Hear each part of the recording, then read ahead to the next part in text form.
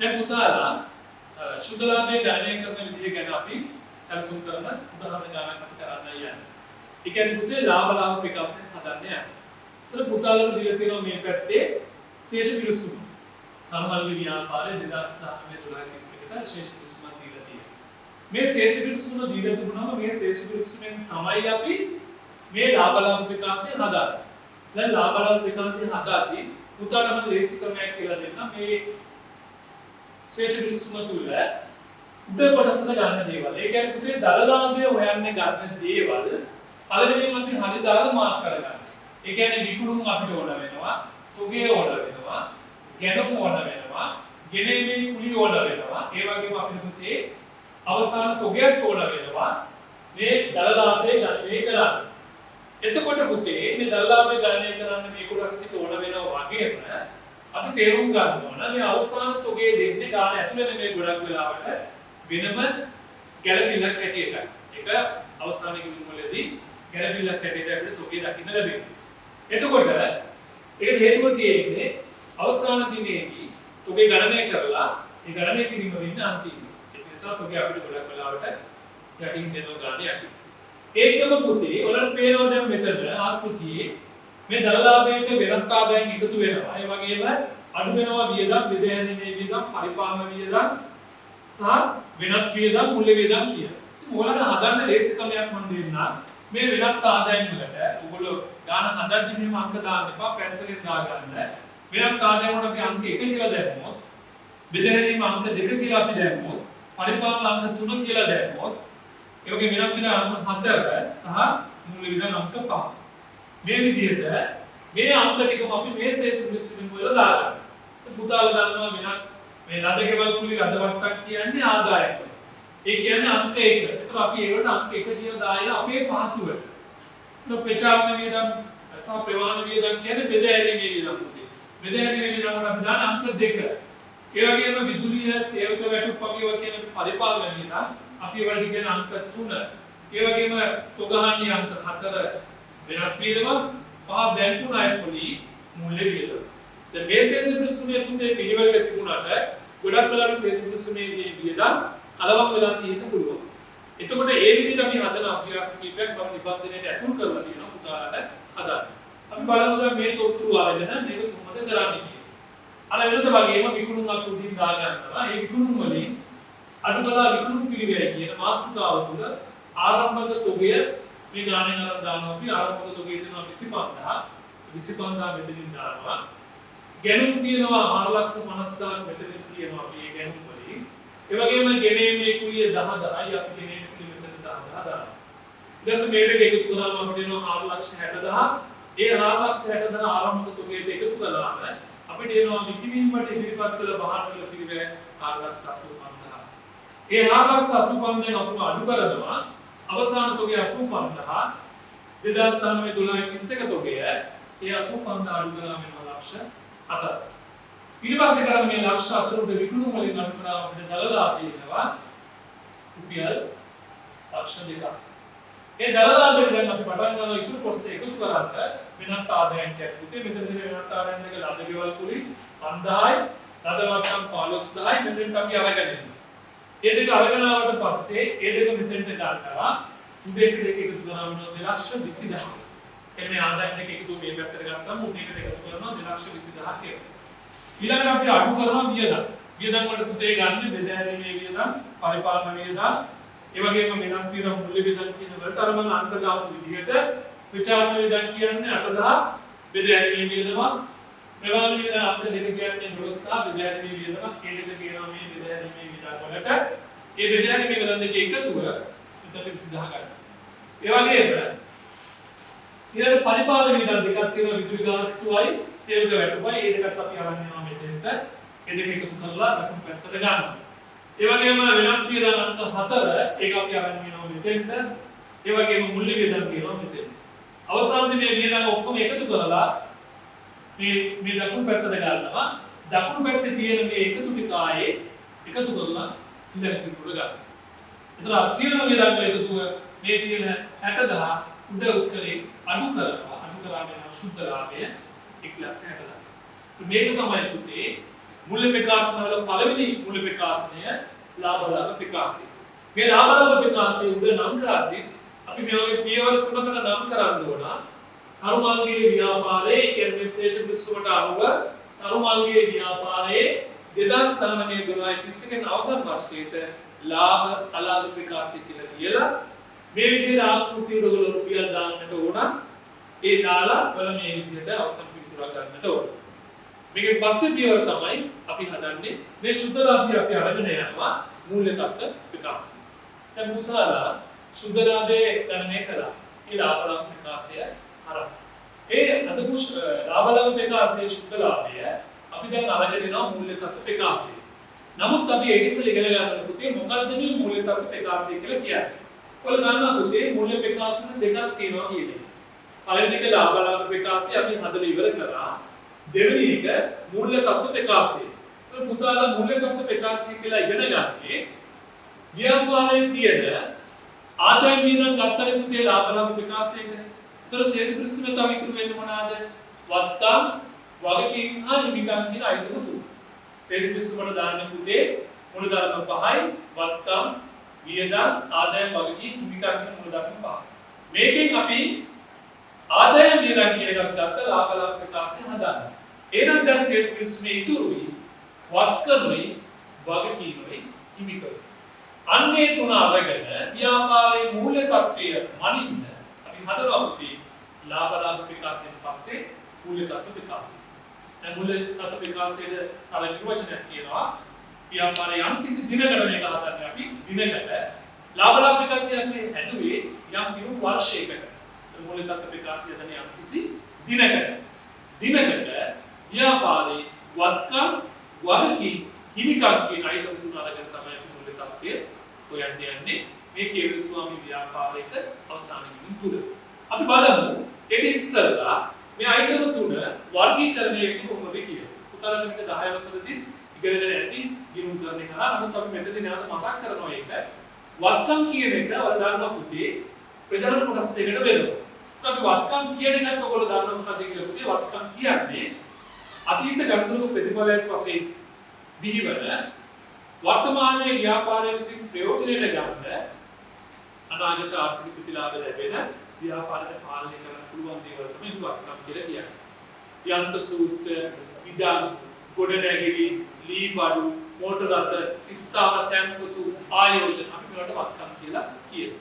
මේ වත්කම් කොටස් දෙකකට අපි බෙදනවා. ජංගම නොවන වත්කම් සහ ජංගම වත්කම්. මේක තේරුම පුතේ ජංගම නොවන වත්කම් කියන්නේ අවුරුද්දට වැඩි කාලයක් තියෙන වත්කම් වල. උදාහරණයක් ඇරෙන්න ඉඩම් තියෙනවා, ගොඩනැගිලි තියෙනවා, යන්ත්‍ර සූත්‍ර තියෙනවා, මෝටර රථ තියෙනවා. තව මේකේ නැති උදාහරණ ගන්න පුළුවන්. ආයෝජන, ස්ථාවර තැන්පතු වගේ ගොඩක් ඒවා. ඒක පුතාලගේ නිබන්ධනයේ ආකෘතිය අතුල් කරලා තියෙනවා. ඒ වගේම ජංගම වත්කම් කියන්නේ අවුරුද්දකට අඩු කාලයක් තියෙන ඒවා. මුදල්, බඩුතොගේ, ණය ගැතියෝ ඒ වගේ දේවල්. එතකොට මේ කොටස් දෙක වත්කම් වල වර්ගීකරණය වෙනවා වගේම වගකීම් වල කොටස් දෙකක් තියෙනවා පුතේ බෙදෙන. පළවෙනි එකේ ජංගම නොවන වගකීම්, දෙවෙනි එකේ ජංගම වගකීම්.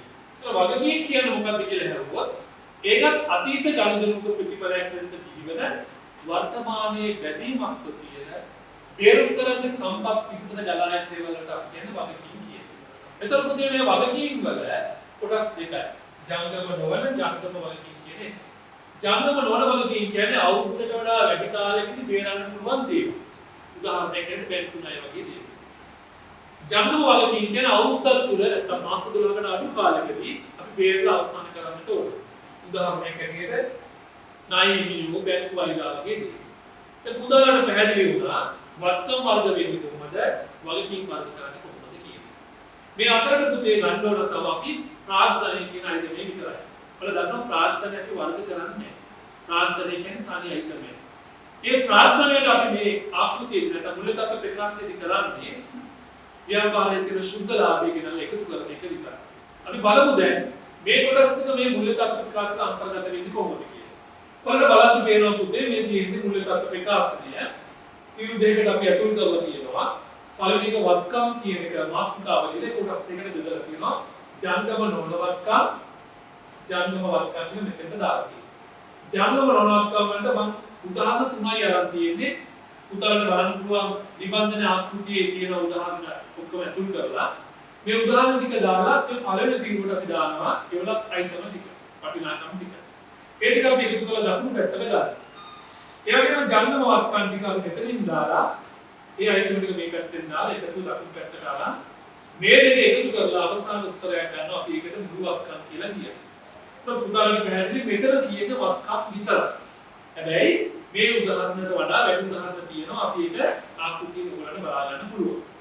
ඒ වගේම පුතේ ඊළඟට දෙක බෙදෙන කොටස් දෙකකට මේ පළවෙනි එක වත්කම් කියන්නේ දෙවෙනි එක හිමිකම් හා වගකීම් කියලා අපි මාතෘකාව අරන් තියෙනවා. ඒක පළවෙනි එක ප්‍රාග්ධනය කියන්නේ. මේ ප්‍රාග්ධනයේ පුතේ අපි කලින් ඇදුවේ ලාභ ලාභ විකාශය. ඒක සුද්ධ ලාභය වනේ. අන්නේ සුද්ධ ලාභය මෙතෙන්ට අරගෙන එන්න. ප්‍රාග්ධනයට කියන එකතු කළා සුද්ධ ලාභය. ඒ සුද්ධ ලාභය එකතු කරලා ගැණිලි තියෙනවා. අයිතිකාරය ව්‍යාපාරයෙන් අරගෙන දේවල්ට අපි ගැණිලි කියනවා. ඒ ගැණිලි මේ උදේකින් අඩු කරනවා. ඒ කියන්නේ ප්‍රාග්ධන සුද්ධ ලාභය එකතු කරලා ගැණිලි අඩු කරලා දකුණු පැත්තට ගන්නවා. ඊළඟට වගකීම් වල කොටස් දෙක බෙදලා ගන්නවා. පළවෙනි ජංගම නොවන වගකීම් උදාහරණ බැක්ුණා එක දාලා තියෙනවා. ඒක එක මේ පැත්තට ගන්නවා. ඒ වගේම දෙවෙනි එක ජංගම වගකීම් ඒකේ තියෙන උදාහරණ අයිටම දෙකක් අයිලාව අයිලියෝ ඒ දෙකත් එකතු කරලා දකුණු පැත්තට ගන්නවා. මේ අනුව බලන්න පුතේ මෙන්න මේක මේ පිටුරු තුන එකතු කරාම මෙන්න මේ උත්තරය ලැබෙනවා. මේ උත්තරේ නම් පුතේ ලියනවා සාමාන්‍යයෙන් මුළු හිමිකම් හා මේ අවසාන උත්තර අපිට මුළු හිමිකම් හා වගකීම් කියන. වැදගත්ම දේ පුතේ මෙන්න මේ පිළිතුර සමාන වෙන්න ඕන උත්තර දැනගන්න මෙන්න මේ උත්තරේ. එතකොට ඔය තේරුම් ගත යුතු වැදගත්ම දේ තමයි පුතේ මෙතනදී මේ පිළිතුර සමාන වෙන්න ඕන මේක. මේ මුල තත්ත්ව ප්‍රකාශයෙන් අපේ මුල ප්‍රකාශන කොටස අවසන් වෙනවා. අපි ඊළඟ පියවරේදී බලමු පුතේ මේකට උදාහරණ ගානක් දාලා අපි හදලා බලමු මේක සමාන වෙන්නේ කොහොමද කියලා.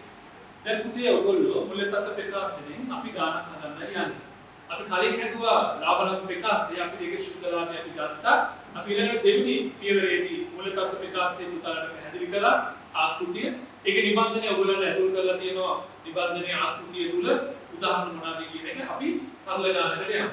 එතකොට අනුමානීය ව්‍යාපාරයේ 2019-12-31කට ශේෂ විසඳුමක් දුන්නාම අපි ඒකේ තියෙන තොරතුරු වලින් මේ මුල තත්ත්ව ප්‍රකාශය හදන්නට ඕන. මුල තත්ත්ව ප්‍රකාශය හදද්දී ඒකේ උඩින්ම තියෙන ඔයගොල්ලෝ දන්නා වත්කම් ඒ කොටස් දෙකකට බෙදලා ජංගම නොවන වත්කම් ජංගම වත්කම් කියලා. ඊට පස්සේ අපි ගන්නවා ඒ දෙක එකතුවට මුළු වත්කම් කියලා අපි පිළිතුරු හොයා ගන්නවා. හිමිකම් හා වගකීම් ඊට දෙවෙනි පියවර. ඒ හිමිකම් හා වගකීම් කියන එක යටතේ ප්‍රාග්ධනය අපි දානවා. ඒකේ සුද්ධ ලාභය එකතු කරලා ගැණිලි තිබුණොත් අපි අඩු කරලා පිළිතුරක් ගන්නවා. ඊට පස්සේ ජංගම නොවන වගකීම් කියලා ජංගම වගකීම් කියලා මේ ආකෘතිය සමාන කරනවා. අපි බලමු උදාහරණ ගානට යමු. ගානේ තියෙනවා පළවෙනිම ඉදම්. ඉදම් කියන්නේ ජංගම නොවන වත්කමක්. ඒක අපි උඩින් තියෙනවා ඉදම් කියලා. මෙතනින් රුපියල් 2,75,000යි. ගොඩනැගිලි කියන්නේ ජංගම නොවන වත්කමක්. 1,25,000. ඒක අපි උඩට ගෙනවා 1,25,000 මෙතෙන්ට. ඊළඟට වලට පේනවා පුතේ මොටර් රථ.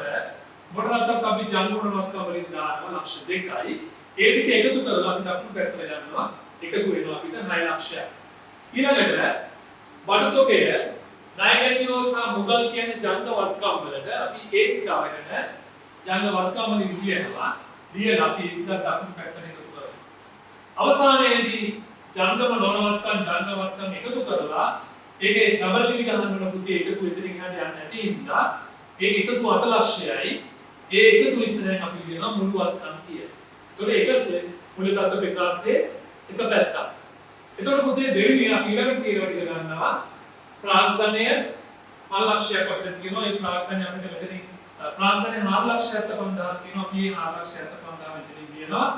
සුද්ධ ලාභය දීලා තියෙනවා 1,25,000. ඒ සුද්ධ ලාභය දෙවිනියට අරගෙන ඒ දෙක එකතු කරගෙන පිළිතුරෙන් ගැණිලි තියෙන නිසා ගැණිලි 50,000ක් තියෙනවා. ඒ ගැණිලි 50,000 මෙන්න මේ එකතුවෙන් අඩු කරලා අපි දකුණු පැත්තට ගන්නවා. ඒ කියන්නේ පුතේ ප්‍රාග්ධනයේ සුද්ධ ලාභය එකතු කරලා ගැණිලි තිබුණොත් ගන්න අඩු කරනවා. නැත්තම් මේ දෙක විතරයි ගන්නෙ. එතෙන් වෙන පිළිතුර 5,50,000 කියලා. ඊළඟට තියෙනවා බැංකු ණය ඒක ජංගම නොවන වගකීමක්. ඒකෙන් දෙන්න දානවා අපි +50,000. ඊට පස්සේ දෙනවා බැංකු අයිරාවයි ණය හිමියෝයි ඒ දෙක ජංග වගකීම් වලට අපි ඇතුල් කරලා මේ පැත්තට ගන්න.